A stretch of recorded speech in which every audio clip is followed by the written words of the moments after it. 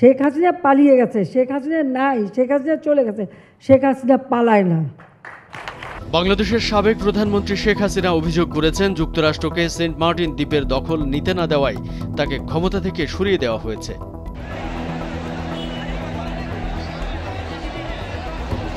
তার দাবি, বঙ্গোপসাগরে নিজেদের কর্তৃত্ব স্থাপন করতে যুক্তরাষ্ট্র বাংলাদেশের একমাত্র প্রবাল দ্বীপের নিয়ন্ত্রণ নিতে চেয়েছিল।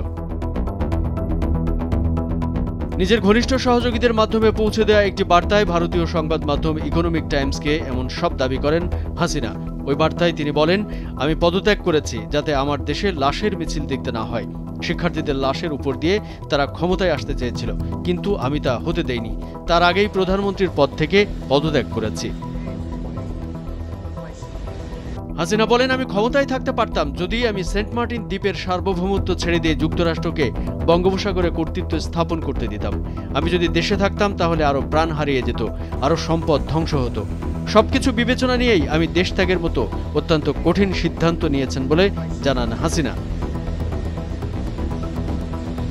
হাসিনার দেশ ত্যাগের পর আওয়ামী লীগের অনেক নেতাকে হত্যা করা হয়েছে, কর্মীদের হয়রানি করা হচ্ছে ও তাদের বাড়িঘর ভাঙচুর করে জ্বালিয়ে দেওয়ার খবর পেয়ে দুঃখ করেছেন হাসিনা।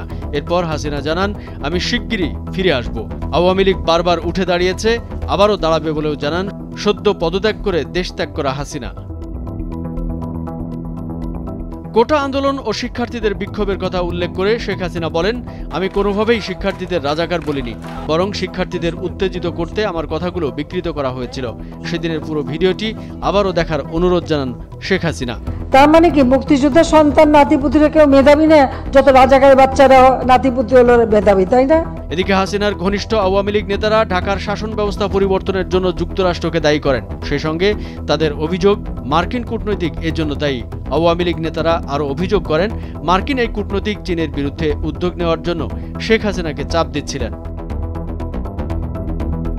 এরপর ছাত্র জনতার নজিরবিহীন আন্দোলনের মুখে 5 আগস্ট প্রধানমন্ত্রীর পদ থেকে ইস্তফা দিয়ে দেশ ত্যাগ করে ভারতে চলে যান শেখ হাসিনা। শান্তিতে নোবেলজয়ী ডক্টর মোহাম্মদ ইউনূসকে প্রধান উপদেষ্টা করে 8 আগস্ট বাংলাদেশের নতুন অন্তর্বর্তী সরকার গঠন করা হয়। কামরুজ্জামান আরিফ, ভোরের কাগজ। শপথ গ্রহণ করতেছি যে আমি আইন অনুযায়ী অন্তর্বর্তীকালীন সরকারের প্রধান উপদেষ্টা পদের কর্তব্য বিশ্বস্ততার সহিত পালন করিব। আমি বাংলাদেশের প্রতি